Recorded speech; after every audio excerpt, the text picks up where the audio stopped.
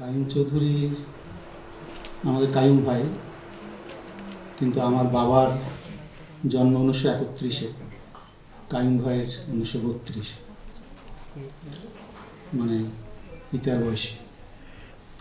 আর তাহেরা ভাবির সঙ্গে সম্পর্কটা এরকম, আমি 1986 সাল থেকে কাইয়ুম ভাইয়ের বাসায় যাই বিভিন্ন কাজে কর্মে। এর আগে দেখেছি শিল্পী হিসেবে দূর থেকে, এই বাসায় যাওয়ার সূত্রে তো ভাবির সঙ্গে পরিচয়। আরেকটা হলো যে ভাবির যে গ্রাম, তার বাবার যে বাড়ি, আর আমার মায়ের যে বাড়ি, মানে আমার নানা বাড়ি, এইটি একেবারে কাছাকাছি গ্রামে, বরিশাল, বৃহত্তর বরিশালের নলছিটি। তো এই সূত্রে একটা আত্মীয়তা। এবং আমরা কাইয়ুম ভাই, নই ভাই সহ একবার বরিশালে গেলাম। ওটা ছিল ভ্রাম্যমাণ চিত্রকলা প্রদর্শনী একটা প্রোগ্রাম বরিশালে। তো সেই সূত্রে আমার বাসায় গেলেন, মায়ের সঙ্গে ভাবির দেখা হলো।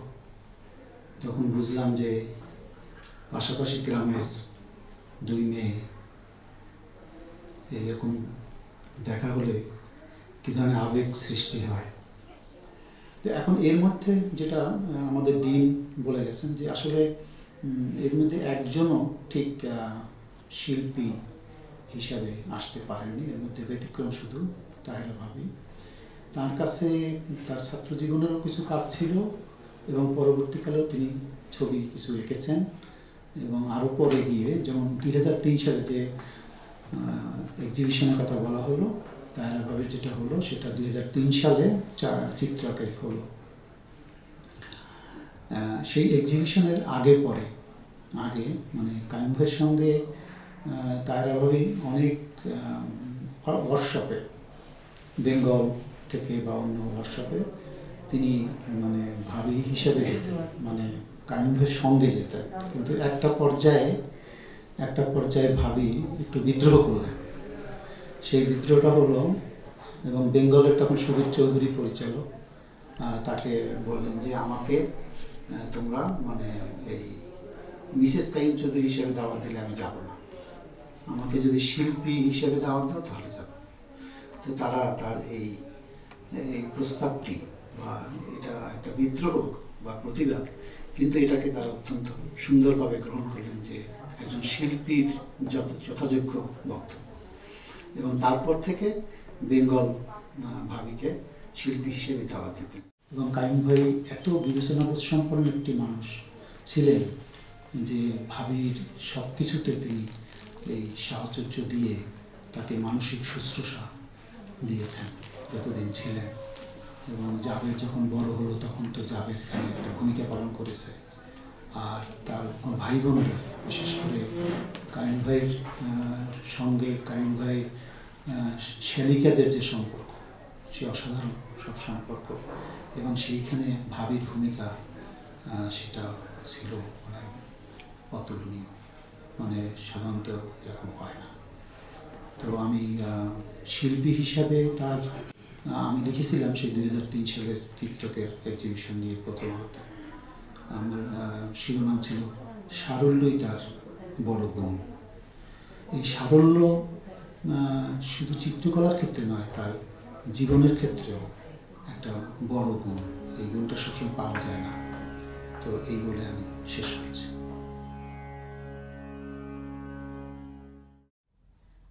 বলার এত কিছু আছে যে অল্প কথায় সেগুলো শেষ করা খুব কঠিন।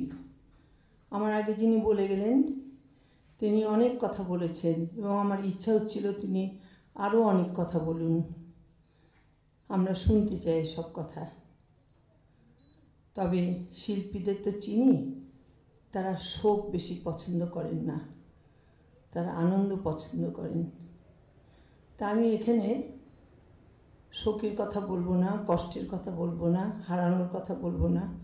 আমি বলবো আমার সঙ্গে কাইয়ুম ভাই, তাহেরা ভাবি যেভাবে জড়িয়ে আছেন আমার জীবনের সঙ্গে, সেটা হচ্ছে যে কাইম চৌধুরী এবং সৈয়দ শামসুল হক একসময় তারা ছিলেন হরিহর আত্মা। একজন ছবি আঁকতেন, একজন লিখতেন।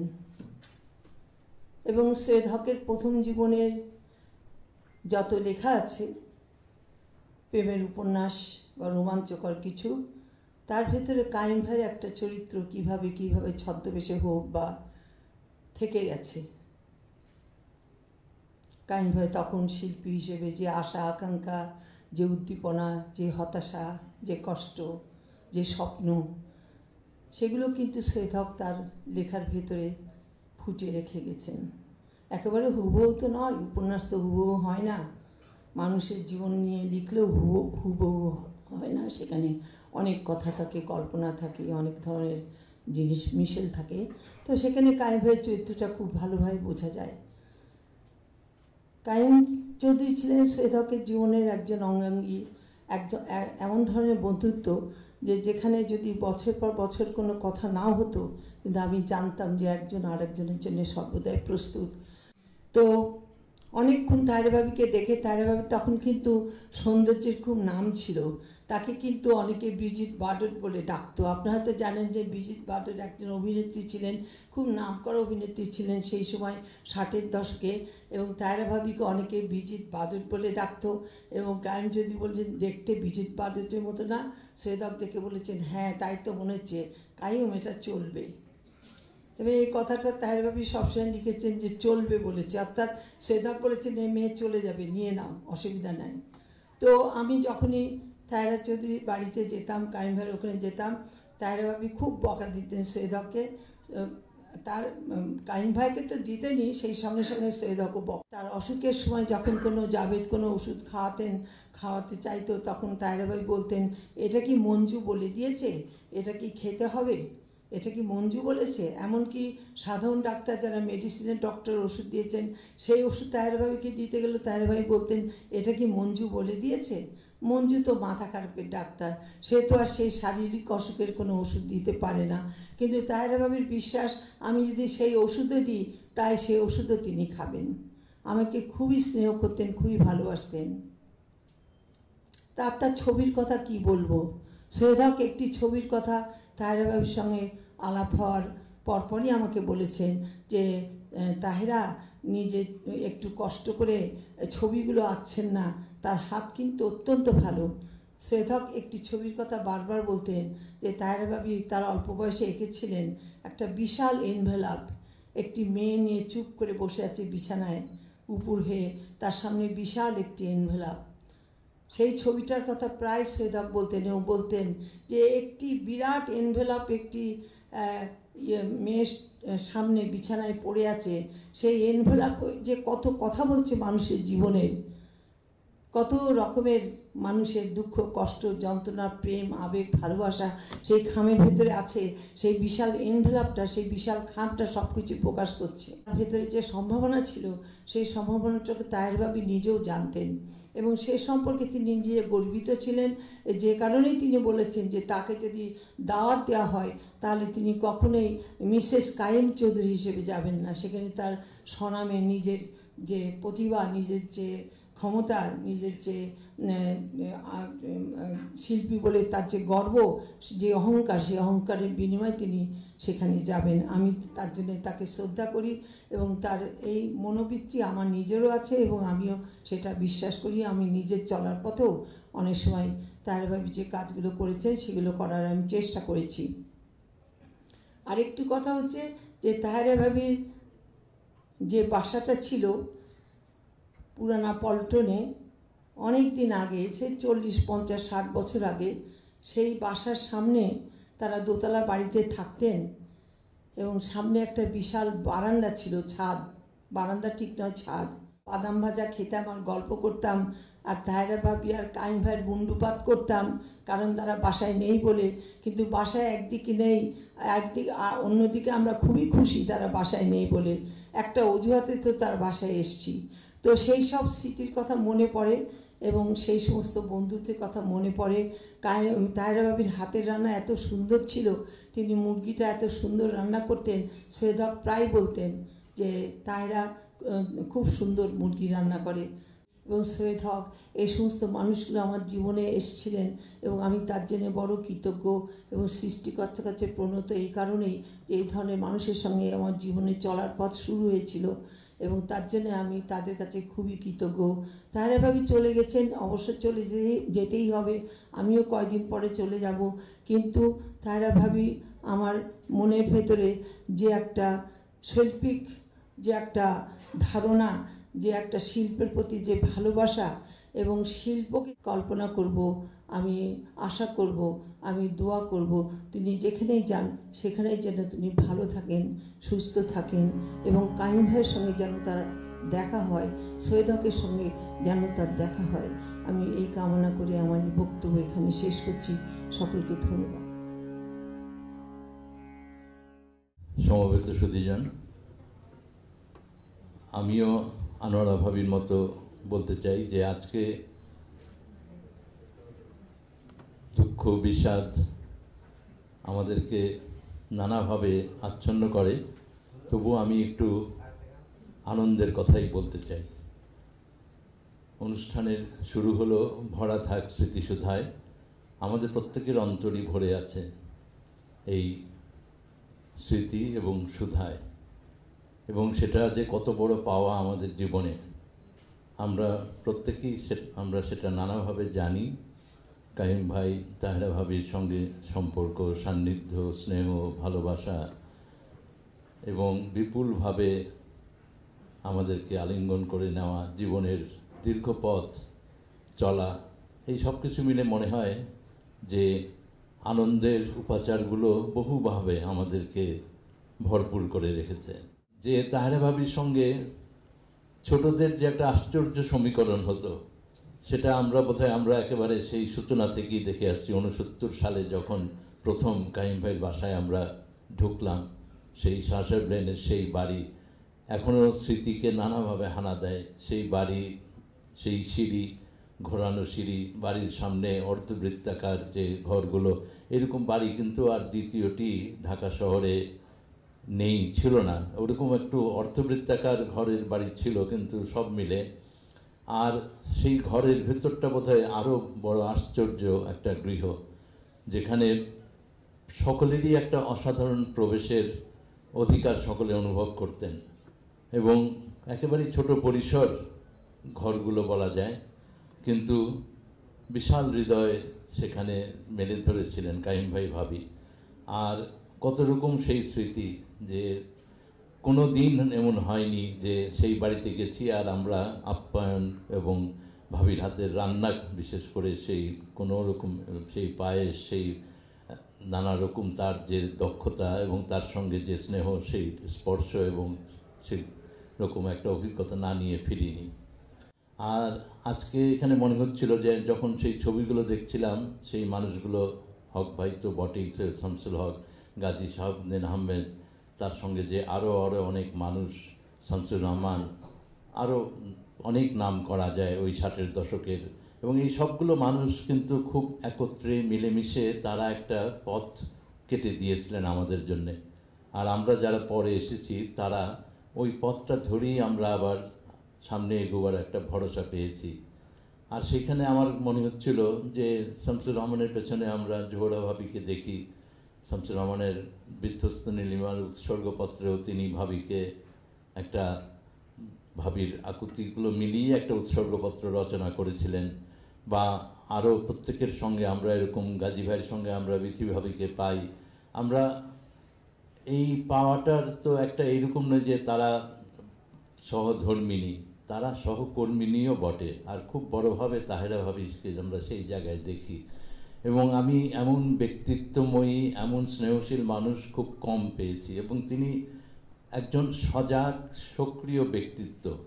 এবং তাহেরা ভাবির ছবিটা দেখে আমার মনে হচ্ছিল তার চোখের যে তীক্ষ্ণতা, যে দৃষ্টি, এবং অনেক সময় অনেক কথা যখন আমরা আলোচনা করেছি, বিশেষ করে সমাজে যত রকম নেতিবাচকতা এবং এখন যে সাম্প্রদায়িকতা আবার মাথাচাড়া দিয়ে উঠছে, এই সমস্ত কিছুকে তিনি ওই রকমভাবেই মনে হয় যে তিনি যেন দাহ করতে চাইতেন। এবং এইরকম একটা দৃষ্টিভঙ্গি নিয়েই তিনি চলেছেন। আর আজকে এই মানুষগুলোর কথা মনে হচ্ছিল যে আজকে আমার এটা ভালো লাগছে যে চারুকলা ইনস্টিটিউটে ওসমান জামাল হল তৈরি হয়েছে, আর বোধহয় এটা একেবারে প্রথম দিকের একটা অনুষ্ঠান, যেই অনুষ্ঠানে আমরা তাহেরা ভাবিকে স্মরণ করছি, কাইম ভাইকে স্মরণ করছি, ওসমান জামাল, আলী আনোয়ার ভাই, এরা তো ওই সিদ্ধেশ্বরীর এক সময়ের খুব একেবারে বলা যায় যে কৈশোরের বা তারুণ্যের বন্ধু, একসঙ্গে দীর্ঘ পথ চলেছেন এবং নানাভাবে তারা প্রত্যেকেই নানা রকমভাবে তাদের অবদান রেখে গেছেন। সেজন্য আমার মনে হচ্ছিল যে ভাবিকে যখন স্মরণ করি, আমার ছবিগুলো দেখতে দেখতে মনে হচ্ছিল চিত্রকের সেই প্রদর্শনীর কথাও মনে হচ্ছিল, সুবীর চৌধুরীর কথাও আজকে খুব মনে পড়ে যে সুবীর কীভাবে তার এই অগ্রজ শিল্পীদেরকে একেবারে একটা পরম শ্রদ্ধায় ভালোবাসায় আগলে রেখে এগিয়ে যেতে চেয়েছিলেন। যেই কাজগুলো সুবীর শিল্পকলাতেই শুরু করেছিলেন, মাসুম যখন বলল যে এই যে জেলাভিত্তিক যে ভ্রাম্যমাণ চিত্র প্রদর্শনী, সুবীর এই প্রদর্শনীতে সবসময় চেষ্টা করেছে কাউকে না কাউকে কোথাও না কোথাও নিয়ে যেতে, এবং এই সমস্ত কিছু যে কেবল নিয়ে যাওয়ার চেষ্টা নয়, যারা গিয়েছেন কাইম ভাই, ভাবি বা অন্যরা, তারাও এটার মধ্য দিয়ে আমি বলবো যে 50-এর 60-এর দশকের যে নবজাগরণ সেটাকেই তারা বইয়ে দিয়েছিলেন আরও বিস্তারিতভাবে। এবং এই পথ বেয়েই তো আমাদের স্বাধীনতা, এবং এই স্বাধীনতার সময়ও যে ভূমিকা, আমি তখন ঢাকায় ছিলাম, কাইম ভাইয়ের বাসায় যখন যেতাম এবং নানা রকমভাবে সাহায্য সহযোগিতা করতেন।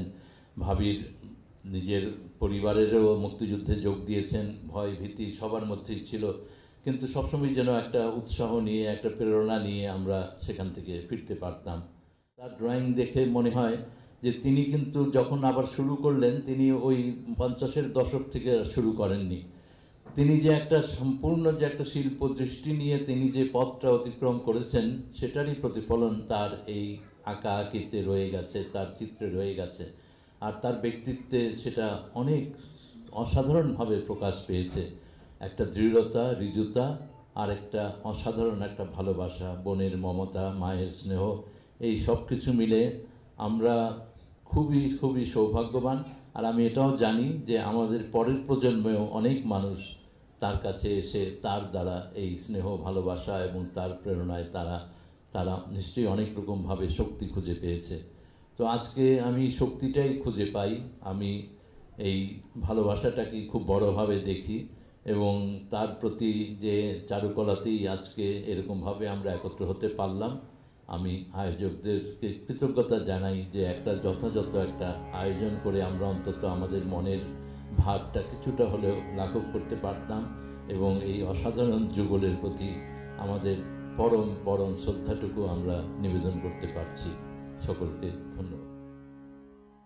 প্রত্যেক শিল্পীর পিছনে একজন তাদের স্ত্রীদের একটা বড় ভূমিকা থাকে। যত পৃথিবীর যত গুণী মানুষ, যে প্রতিভাবান মানুষ, তারা কিন্তু একটা বিরাট আশ্রয় পান তাদের পরিবারের কাছে, তাদের স্ত্রীর কাছে। সেই সাপোর্টটা ছাড়া তারা কিন্তু বড় শিল্পী, বড় প্রতিভা, তাদের সেই প্রতিভাটা প্রকাশ করতে পারতেন না। এই যে প্রতিষ্ঠা, সেই প্রতিষ্ঠার পিছনে কিন্তু নারীর একটা বিরাট অবদান, জীবনসঙ্গীর একটা বিরাট অবদান থাকে। এটা আমাদের দেশে, পৃথিবীব্যাপী সব জায়গায় সেই সাপোর্টটা কিন্তু একজন প্রতিভাবান মানুষ পান। কিন্তু একজন নারী যখন সেই শিল্পকর্ম বা সঙ্গীত বা নাট্যকলা যে কোনো কাজে হাত দেয়, সে কিন্তু পরিবারের ওই সাপোর্টটা পান না। তো মেয়েদেরকে আসলে দ্বিগুণ, তিনগুণ, চতুর্গুণ কাজ করতে হয়, হয়তো বা আরও বেশি। তাকে সংসার দেখতে হয়, আবার উনি যে ক্ষেত্রতে কাজ করতে চান সেটা করতে হয়। সেইগুলোও কিন্তু একটা অনেক সময় বাধা হয়ে দাঁড়ায়। তাহেরা ভাবি শুধু কাইম ভাইয়ের স্ত্রী না, তিনি নিজে একজন শিল্পী। আমরা সেই শিল্পী তাহেরা খানমকে আজকে শ্রদ্ধা জানাতে চাই, ট্রিবিউট দিতে চাই। তাহেরা খানম এই চারুকলা ইনস্টিটিউটের উনি প্রথম যে 5 জন ছাত্রী এখানে যুক্ত হয়েছিল, ভর্তি হয়েছিল, তার মধ্যে তাহেরা খানম একজন। এবং ওরা সৈয়দ আজিজুল হক বললেন যে ওরা 7ম ব্যাচ, তাই হ্যাঁ। কিন্তু প্রথম ব্যাচের শিল্পী হলেন আমিনুল ইসলাম, দ্বিতীয় ব্যাচের কাইম চৌধুরী, আর তাহেরা ভাবিদের সাথে বোধহয় নিতুন কুণ্ডু ছিলেন। তো এই যে 5 জন শিল্পী, নারী শিল্পী যুক্ত হয়েছিল এখানে শিক্ষা গ্রহণের জন্য, তাদের মধ্যে তাহেরা খানম, আর ওনার সাক্ষাৎকার থেকে জেনেছি রওশন ছিলেন একজন, জোবেদা বলে একজন ছিলেন, আর একজনের নাম ভুলে গেলাম। তো একজনের নাম ভাবি মনে করতে পারেননি। 5 জন ছাত্রী ছিলেন সেই সময়ে। এটা কিন্তু একটা বিশাল ঘটনা। ও 54 সালে 5টা মেয়ে আর্ট কলেজে ভর্তি হচ্ছে, ওই রকম রক্ষণশীল সমাজে মানুষ তখন আর্ট কলেজে মেয়েরা কী পড়বে, শিক্ষাতে মেয়েদেরকে তো কলেজে ভর্তিই করতো না, মানে একটা খুবই উৎসাহ ছিল না। কিছুটা শুরু হয়েছে তখন মেয়েদের পড়াশোনা কন্টিনিউ করাটা, কলেজ পর্যায়ে যাওয়া, বিশ্ববিদ্যালয় পর্যায়ে যাওয়া, খুব বেশি পরিবারের পক্ষ থেকে অভিভাবকদের আগ্রহ ছিল না। তার মধ্যে আর্ট কলেজে পড়তে পাঠানো, এটা তার পরিবারও আমি বলবো খুবই প্রগতিশীল, কারণ না হলে এই চিন্তাটা সমর্থন করা এটা একটু বিস্ময়করই। তো সেদিক থেকে উনি একটা ভালো পরিবেশ পেয়েছিলেন। উনিও যে চারুকলা শিখতে আগ্রহী হলেন, এটাও একটা বড় ব্যাপার। আর সেই সময়ে যেটা সৈয়দ আজিজ হক কিছুটা বলেছেন পরিবেশটা, আরও ধরেন যদি মনে করি ঢাকা বিশ্ববিদ্যালয়ে একসময় ছাত্রীরা ভর্তি হতে পারতো না। প্রথম যে ছাত্রী ভর্তি হয়েছিলেন লীলা নাগ, তাকে মামলা করে ওই অনুমতিটা আদায় করতে হয়েছিল। আর সেই সময় এমন ছিল, ছাত্রীদের ঢুকতে হতো শিক্ষকদের সাথে ক্লাসে, আর কোনো ছাত্র কোনো ছাত্রীর সাথে আগে পূর্ব অনুমতি ছাড়া কথা বলতে পারতো না। অনুমতি ছাড়া কথা বললে তাদের জরিমানা করা হতো, এটা ছিল বিশ্ববিদ্যালয়ের আইন। তো তারপর পরে 54 সালে ওনারা ভর্তি হলেন। এগুলো তো একটা ওই পরিবেশে একটা বড় ঘটনা। এবং উনি আগ্রহ নিয়ে ছবি আঁকায় আসলেন। 58তে কাইয়ুম ভাই শিক্ষক হিসাবে এখানে যোগ দিলেন। পরে এক সময় ওনার বন্ধু, কিন্তু এক ব্যাচের পরের ছাত্রী রুমি ইসলামের মাধ্যমে ওই কীভাবে মধ্যস্থতায় বিয়ের ব্যাপারটা হলো। পরে পারিবারিকভাবেই বিয়েটা হয় 1960 সালে।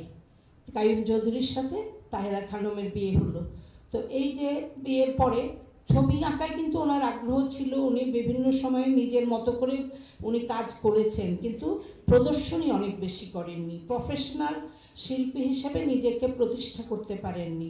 সেটা ওই যে বললাম একটা কারণ, যে সংসার। এখন কাইয়ুম ভাই বাধা দেননি, কাইয়ুম ভাই সহযোগিতা করেছেন। উনি নিজের সাক্ষাৎকারেই বলেছেন, এই সাক্ষাৎকারটি প্রকাশ পেয়েছে আগেই নেওয়া কাইয়ুম ভাইয়ের মৃত্যুর পরে, কিন্তু এটা 2রা ডিসেম্বর এই সাক্ষাৎকারটা দৈনিক সংবাদে প্রকাশিত হয়েছে। তো উনি বলেছেন যে না, কাইয়ুম তো বাধা দিত না, উৎসাহ দিত, কিন্তু সংসারের নানান কারণে কাজের চাপে ওনারা সেই রকমভাবে ছবি আঁকা হয়নি।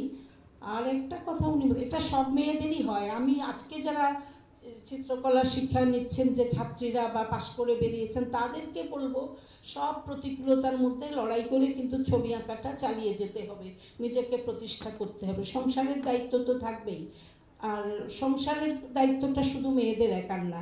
এই দায়িত্বটা যদি পরিবারের অন্যরা ভাগ করে না নেয়, তাহলে কিন্তু মেয়েরা এগিয়ে যেতে পারে না। সেটা আসলেই বাধা। সেটা অন্যরা বুঝবে না, কিন্তু আমরা জানি সেটা কতটা বাধা। আর তো সেখানে তিনি বলেছেন যে না, কাইয়ুম ভাই অনেক উৎসাহ দিতেন। আর কিন্তু মূল কারণটা উনি বলেছেন যে আপনার স্বপ্ন পূরণ হলো না কেন, যে ছবি আঁকার স্বপ্ন নিয়ে আপনি এলেন, পাশ করে বেরোলেন। উনি কিন্তু এখানে চারুকলার শিক্ষা সমাপ্ত করেছেন, তারপরে ওদের বিয়ে হয়েছে পাশ করে বেরোনোর পরে। বললেন যে আসলে আমরা যে 5টা মেয়ে পাশ করে বেরিয়ে গেলাম, আর শিক্ষকরা আমাদের কোনো খোঁজ নেননি। বিভিন্ন এক্সিবিশনে যদি আমাদের ছবি নিত, আমাদের উৎসাহ দিত, আমাদের কাজ করা হতো। তো ওইভাবে আমরা হারিয়ে গিয়েছি, এই যে শিল্পীরা হারিয়ে গেছেন। তো এই জন্য আমার মনে হয় যে এখানে ছাত্রী যারা আছেন তাদেরকে একটু নার্চার করার প্রয়োজন, তাদেরকে বিভিন্ন কাজে যুক্ত করা, তাদের কাজগুলো প্রদর্শনীতে নেওয়া, তাদেরকে নানানভাবে উৎসাহিত করা, সেই জিনিসটার এখনো প্রয়োজন আছে।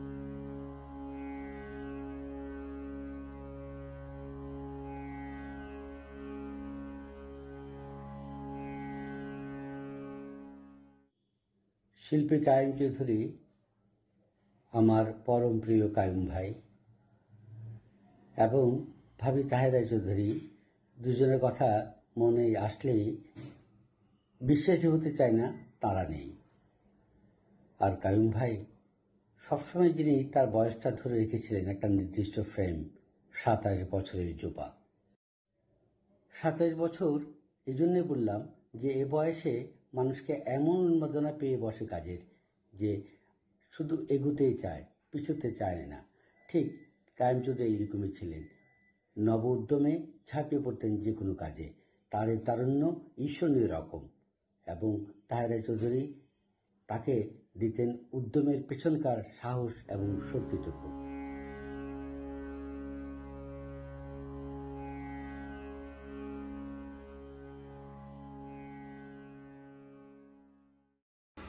তাহেরা খানম একজন চিত্রশিল্পী, আর উনি হচ্ছেন আমাদের বাংলাদেশের বিখ্যাত প্রয়াত শিল্পী কাইয়ুম চৌধুরীর ওয়াইফ। তাদের দুজনের মানে একসঙ্গে যে জোরটা ছিল, একই ছাদের নিচে তারা একসঙ্গে বহু বছর কাটিয়েছে খুবই হ্যাপিলি।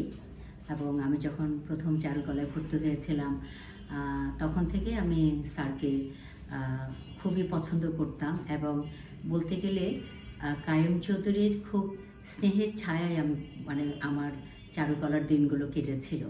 তো সেই সূত্রে আমার তাহেরা ভাবির সঙ্গে পরিচয়। তারপর ওনাদের সে আজিমপুরের বাসায় নিয়মিত যাতায়াত ছিল, উনি অনেক আদর করতেন। ভাবি যখন আমরা ওই সময় বাসে, আমি আর মিঠু যখন ওনার বাসায় যেতাম, ভাবি অনেক কিছু রান্না করে খাওয়াতেন, অনেক স্নেহ করতেন। আসলে আজকে এই তিনজনই আমার জীবনে নেই, কাইয়ুম চৌধুরী, তাহেরা ভাবি আর হচ্ছে মিঠু, তিনজনকে আমরা হারিয়েছি আমাদের জীবন থেকে। তো একটা সময় ছিল যে আমরা যখনই আমাদের আজিমপুরে আমরাও থাকতাম, আর স্যাররাও ছিলেন, স্যারার ভাবিও ছিলেন আজিমপুরে। তো ওই কাছাকাছি হওয়াতে আমাদের কিন্তু যখন একটু মন খারাপ লাগতো, মানে সঙ্গে আমাদের সময়টা কাটানোর জন্য আমরা উদ্গ্রীব হয়ে উঠতাম, তখন কিন্তু আমাদের প্রথমেই কায়েম স্যার আর হচ্ছে তাহেরা ভাবির কথাই আমাদের মনে হতো। তো তাহেরা ভাবির সঙ্গে যখন অনেক একটা নিবিড় একটা সম্পর্ক, একটা পারিবারিক সম্পর্ক যখন গড়ে ওঠে, তখন ওনাদের দুজনকেই খুব কাছে থেকে দেখা ছিল। খুবই পারিবারিক, খুবই অন্তরঙ্গ কিছু মুহূর্ত ওদের সঙ্গে আমরা শেয়ার করতে পেরেছি। তারপর কায়েম স্যার বলতেন যে তোমার ভাবির তো এখন কাজ করা উচিত, এখন তো ছেলে জাবের বড় হয়ে গেছে, এখন নিজের ছবি আঁকার জগতে আবার ফিরে আসা উচিত। তখন ভাবি বলতেন যে না না, তুমি আঁকলেই চলবে, আমার ছবি আঁকতে হবে না। কিন্তু পরে পরে কিন্তু উনি আবার ছবি আঁকার জগতেই ফেরত আসছিলেন, তাহেরা ভাবি। এবং একটা প্রদর্শনী ওনার হয়েছিল, এটা প্রয়াত সুবীর দা বেঙ্গলের একটা খুব ভালো একটা এক্সিবিশন ওনার করেছিলেন। এবং তাহেরা ভাবি, তারপর কায়েম চৌধুরী, হাশেম খান, রফিকুন নবী সহ আমরা কোরিয়ায় সিউলে আমরা গিয়েছিলাম একটা এক্সিবিশন উপলক্ষে। তারপর আরেকবার গিয়েছিলাম আমরা অস্ট্রেলিয়ায় গিয়েছিলাম, একটা আর্ট ক্যাম্প ছিল এবং আর্ট এক্সিবিশন ছিল ওখানে। তো এই দু জায়গায় ওনাদের সঙ্গে সফর করার সৌভাগ্য হয়েছে। তো ওখানে কিন্তু ভাবি টুকটুক করে ড্রয়িং কিন্তু করতেন। জাপানেও গিয়েছিলাম একসঙ্গে, ছোট ছোট স্কেচ খাতা নিয়ে গিয়েছিলেন, ড্রয়িং করতেন। বেশিরভাগই কিন্তু ওনার ছবি ছিল নেচারের উপরে, ফুল লতা পাতার কাজ করতেন। তারপর যে জায়গায় আমরা বেড়াতে গেছি ওখানে দেখলাম যে স্কেচ আঁকিবুকি করতেন। তো ওনার নেচারের প্রতি অনেক ভালোবাসা ছিল। তারপর যে এক্সিবিশনটা উনি করেছিলেন ওটাও কিন্তু একটা পুরা এই নিসর্গ ভিত্তিকই কাজ ছিল, এবং কাজগুলো অবশ্যই রিয়েলিস্টিক নয়। উনি যেভাবে প্রকৃতিকে দেখেছেন, অনুধাবন করেছেন, প্রকৃতির রঙকে তার রঙে রেখায় যেভাবে উনি ফুটিয়ে তুলেছিলেন, তাতে মনে হয়েছে একটু অ্যাবস্ট্রাক্ট টাইপেরই কাজ, এবং খুব সুন্দর ছিল কাজগুলো, যে রিয়েলিস্টিকও না আবার প্রপার আবার অ্যাবস্ট্রাকশনও না, তার মাঝামাঝি একটা গতির কাজ ছিল, যেটা খুবই অ্যাট্রাকটিভ, যে বুঝতে পারছিলাম যে এটা নিসর্গ চিত্র, কিন্তু তার মধ্যে আবার অন্যরকম একটা একদম বাস্তব চিত্র থেকে ভিন্নতা একটা অর্জন করেছিল। তারপর তার মননশৈলী তো একটা তৈরি অবশ্যই হয়েছে। তারপর উনি অনেকদিন কাজ না করলেও কিন্তু ভিতরে ভিতরে কিন্তু তার ওই কাজের চর্চাটা ছিল, চিন্তা ভাবনা ছিল, কাজের প্রতি ভালোবাসা ছিল। পরে যেটা তার কাজের মাধ্যমে আমরা সেই জিনিসটা কিন্তু একদম সম্পূর্ণভাবে আমরা তাহেরা খানমকে পেয়েছি, এবং সেটা এবং নিজস্ব একটা শিল্প শৈলী নিয়ে কিন্তু এটা উনি আত্মপ্রকাশ করেছিলেন।